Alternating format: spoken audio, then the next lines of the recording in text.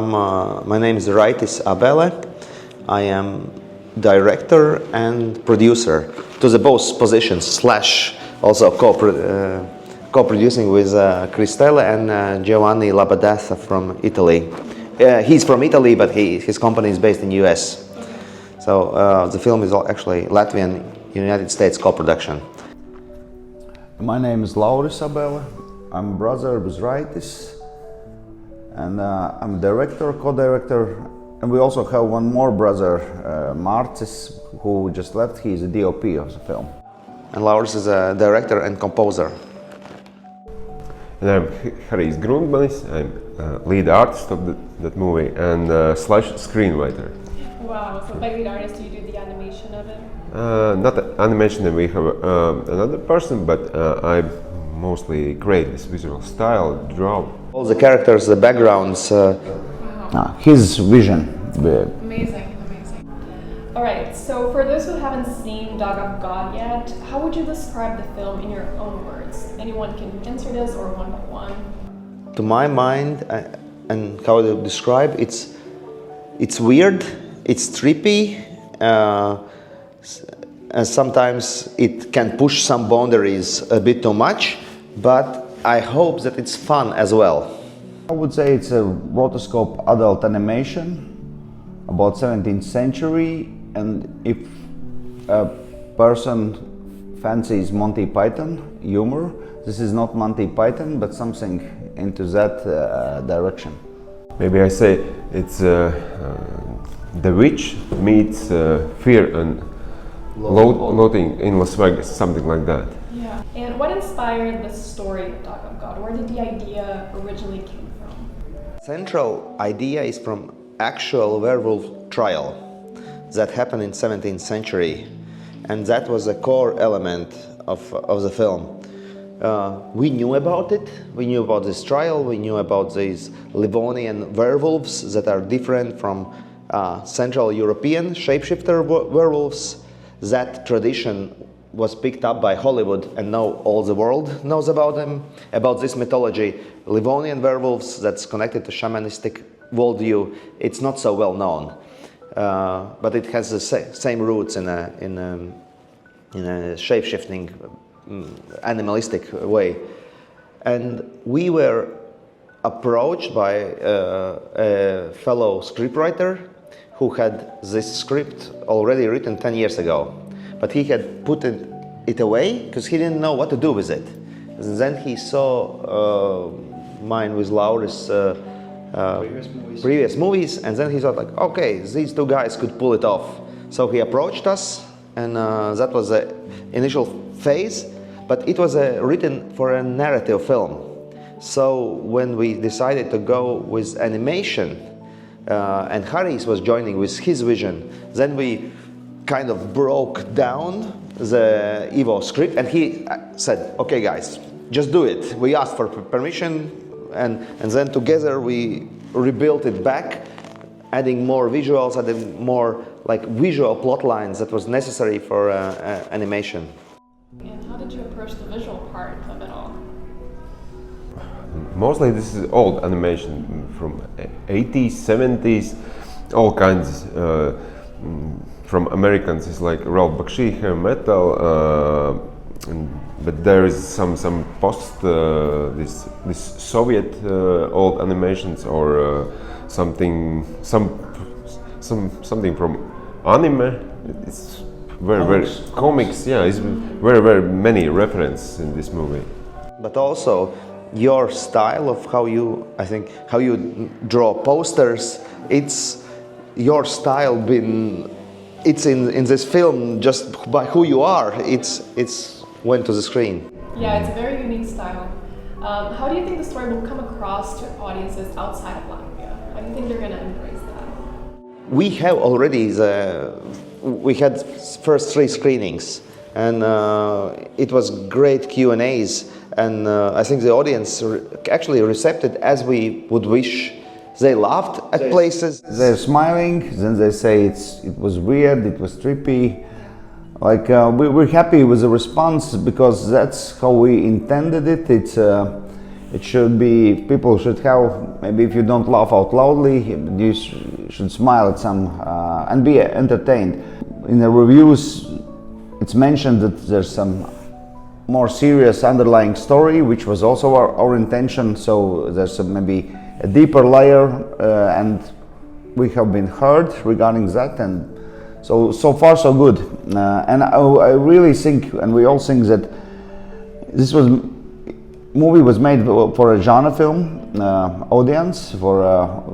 Next, it's going to be shown in Fantasia, which is big genre film festival, and I think it's the audience.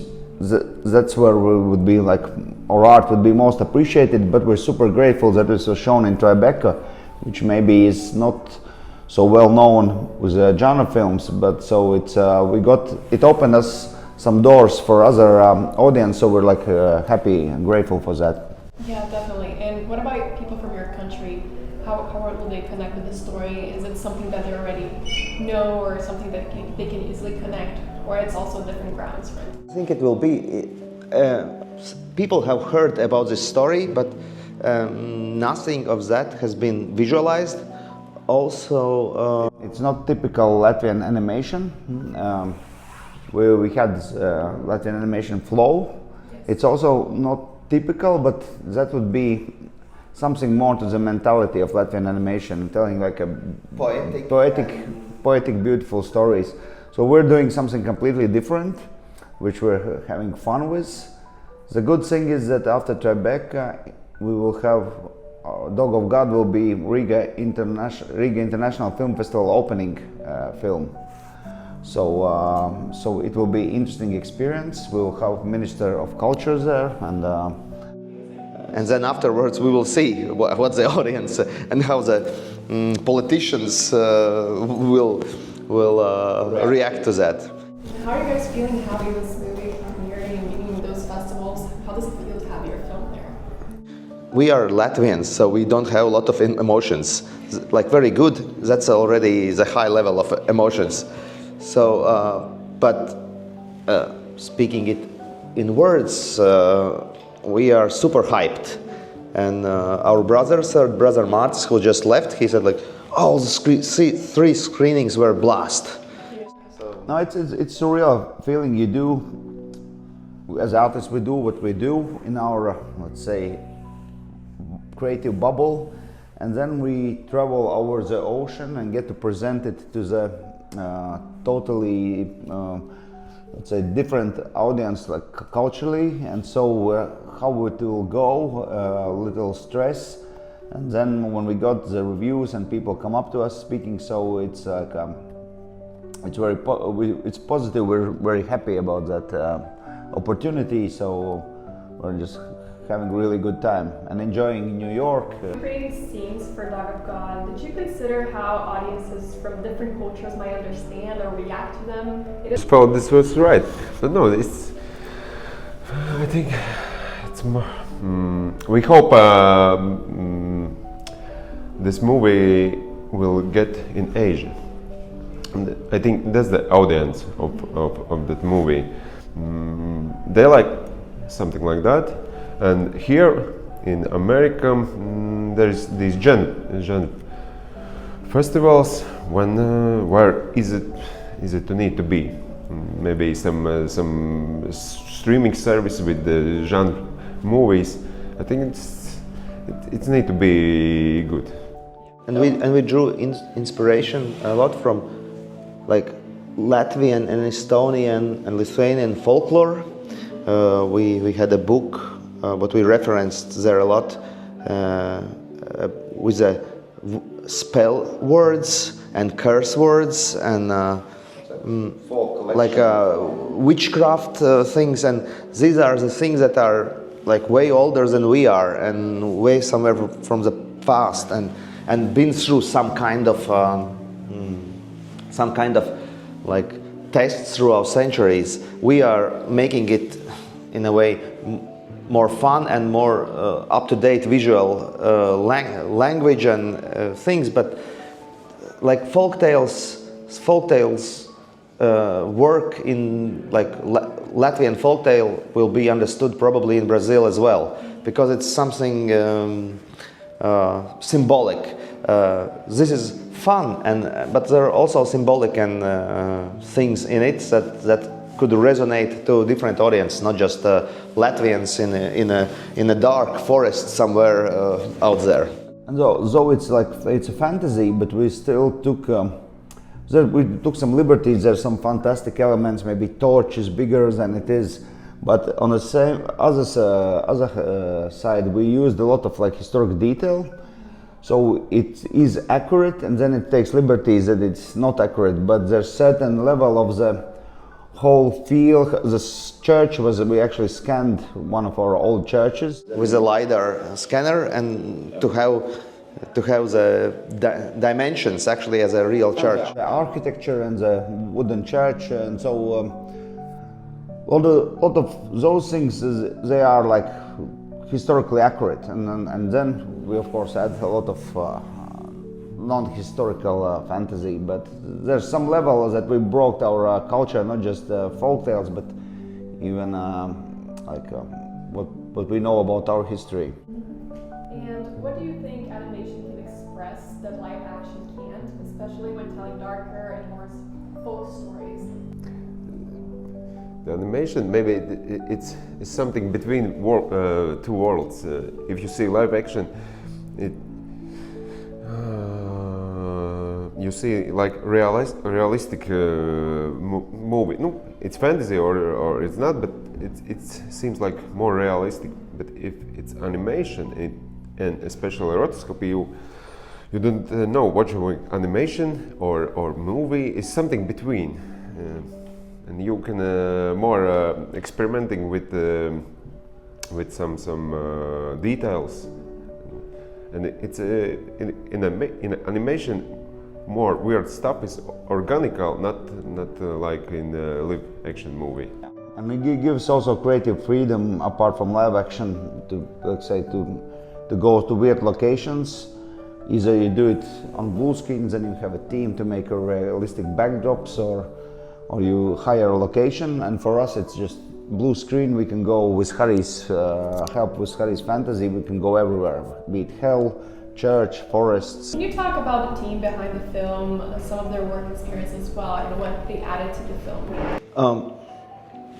The animators, we had professional animators, and then we had student animators. So it was in order to save resources, but also as Lauris is a teacher in an art school, so it was great experience for them. They did it after school, extra work, and got paid for that. So they were super stoked, and hey, I'm drawing and I get paid. So and they also learned the system, what it means, and in practice. And what we learned also, that you can see already who of the students will be animator, because animation, it's a process of slowly doing things, and some were really, because we paid frame by frame how much they work, so much they have, and some students, you can see that they just want to party more, and maybe they bring in after weekend 30 frames, and somebody is bringing in 600 something. So you see okay, this student will not ready yet for work. Yeah. And then we had guys and girls from different teams. We had a concept artist who did in Blender the church and environments and the mansion, and then we had professional animator of the compositing artist of the film, Igars, his wife Inga. She is frame by frame animator, so she was responsible for that. We were pretty tight crew, apart from filming on a blue screen. That was a bit bigger crew, but we were about 15 people doing it. So in other bigger productions, it's the chief of the staff, and then there's a crew under. We had mostly like one person responsible for one thing, and it was really flat in a way, because each knew how to do his or her own thing, so it was collaboration. How was it to work with your brother? We also say that it's great, and because you have this other mind that can help, and at the same time it's like not a film set, but when you say, hey, we have to be at 10 o'clock, and maybe Lauris doesn't turn up at 10 o'clock because it's like brothers. Oh yeah, you just take care. This time it was more to Raitis. He just got a kid. Yeah. So my daughter was born 2 weeks before we started filming. So every morning, Lauris took the first 2 hours, opened the studio, started work, and I arrived at the first scene. And then it's great that we are two, and otherwise with a 2-week-old kid, it would be. But the kid is also in the movie. Yeah, she is in the movie. Which character or scene was the most fun to create? Maybe say this Baron. This he's doing a lot of fun stuff in the movie, and but he also is challenging with to draw. He has this bird, and then I have to need to every this hair, this wrinkles of bird need to draw. It's not so easy for frame animation, but this Baron, that's not so fast for drawing. But he's maybe this character what I like in movie. When we were working, Harijs texted me, "I hate this Baron." Like, it was really, and now it's fun to see that it's a favorite character. What was the most challenging but fun part of bringing this movie to life? Yeah, the challenging part was, I think it was before filming. We had never done such a thing that we have full animatic, and then we have to break it down into shots, and we have to really film just that and nothing else, because we're going to be no improvisation. Improvisation, because we can't afford to draw and then cut it out, and that was like that was challenging for us and for actors, and that's good that we're three. For example, on a set, we talk with an actor, and somebody has said, no, but he cannot move like this. He cannot put a hand to his face. Or Raitis notices something. No, we don't see there's bad lighting, but near the legs.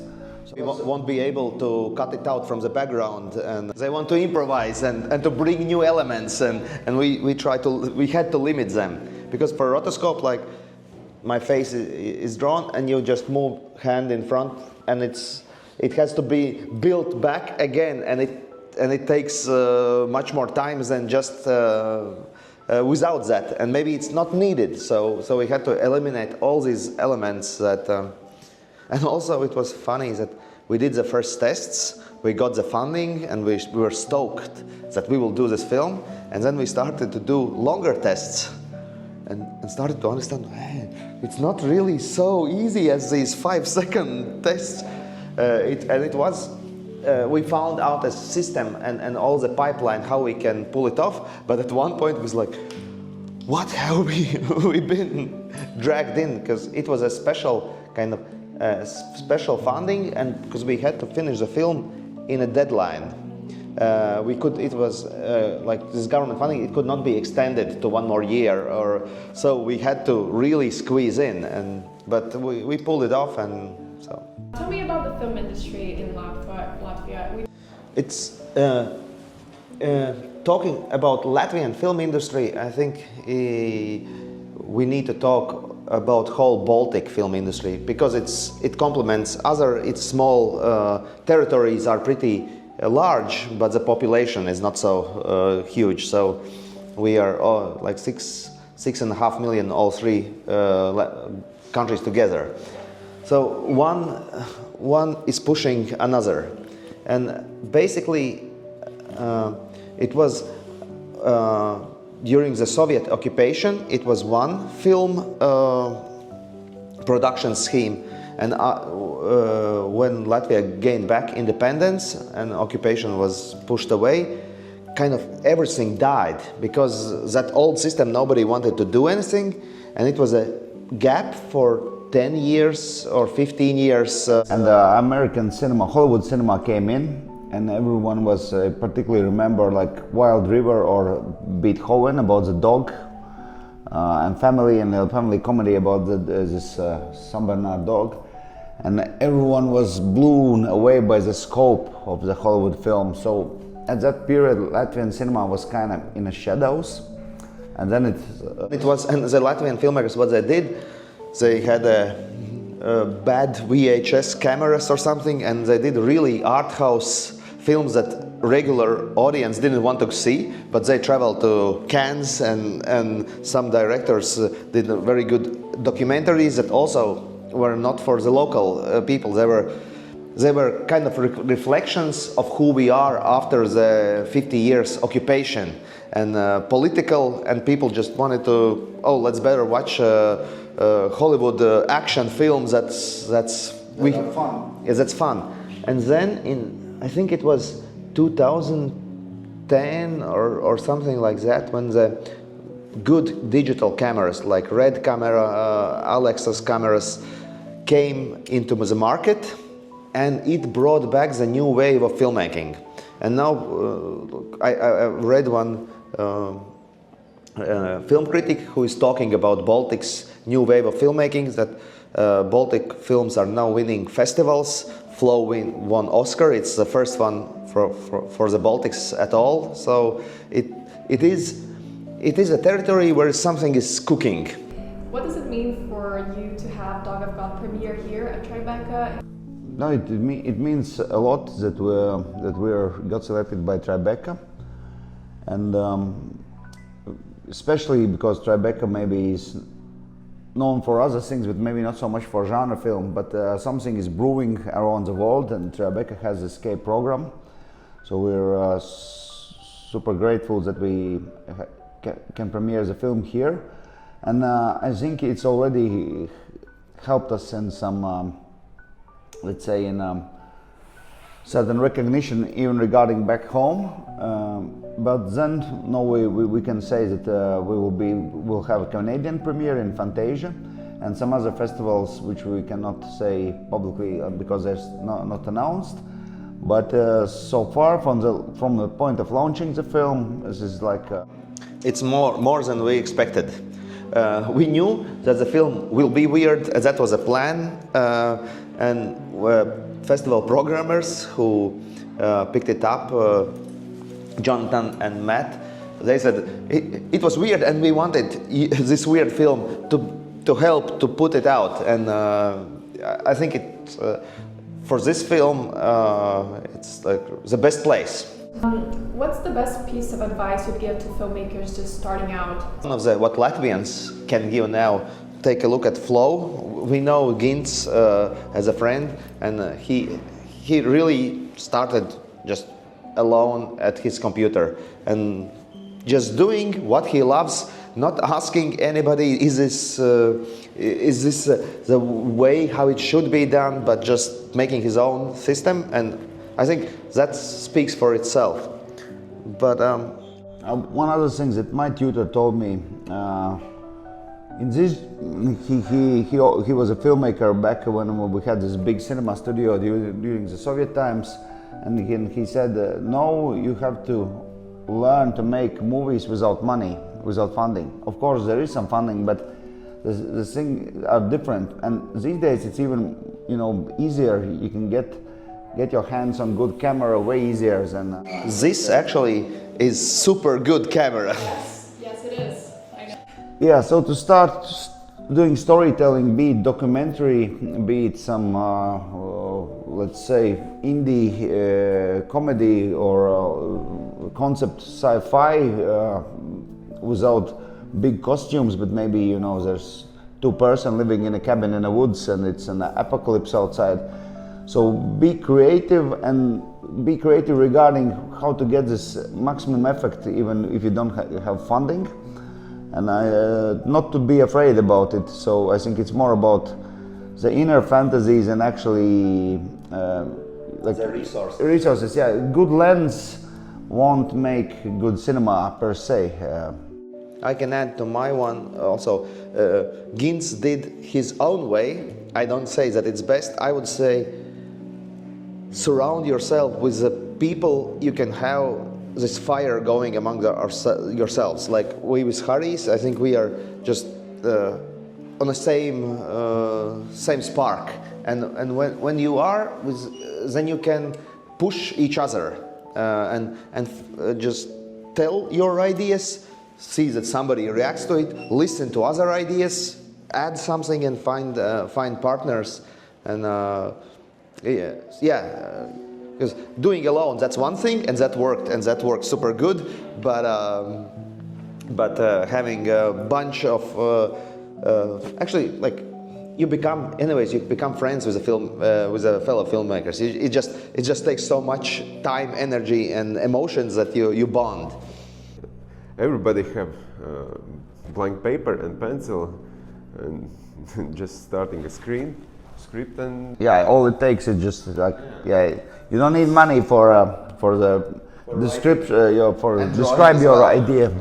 And actually, Harijs did most of the drawing on iPad, so it was not a very huge, expensive equipment that's needed. And what's next for you guys from now on? We have two fundings that we are working on, and one is a thriller about German composer Richard Wagner, and it will be not historical costume piece. It will be a costume piece, but it will be some fictional things will be added, and Masonic lodges, and Wagner steals a secret manuscript, and then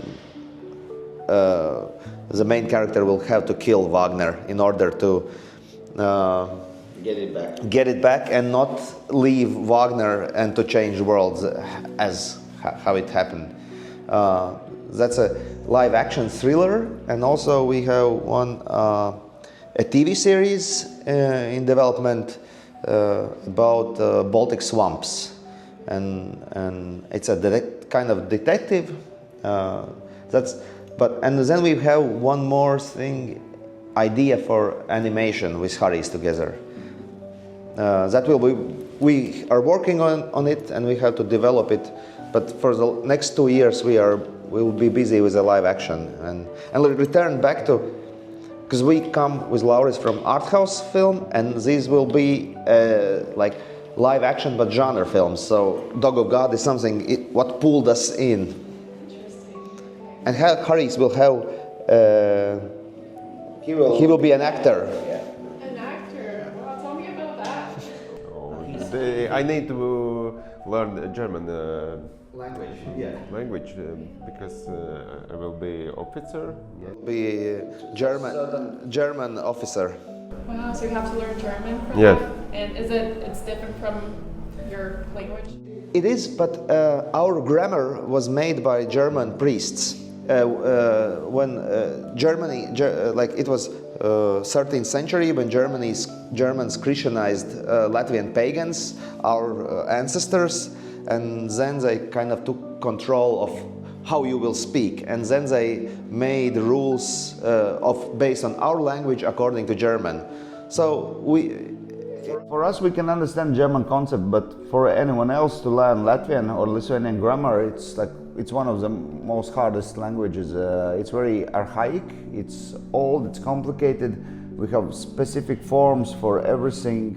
and it's Baltic. It's not Germanic languages, it's not Latin languages, it's It's a separate. the Slavic languages. It's just little separate languages that we are speaking. Yeah, it's called like on this language tree we're a separate little branch.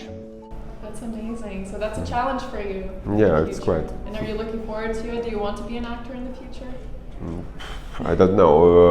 Let's start with these Nazi officers. Harijs has short film collection where he directs and plays the main character.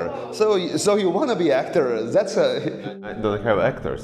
Yeah, I understand that. I'll just say if anyone wants to follow us regarding the news of the festivals or the distribution of the film, we have an Instagram, it's Dog of God, and also Facebook by the same name. So we will update if someone is interested into our films, and please.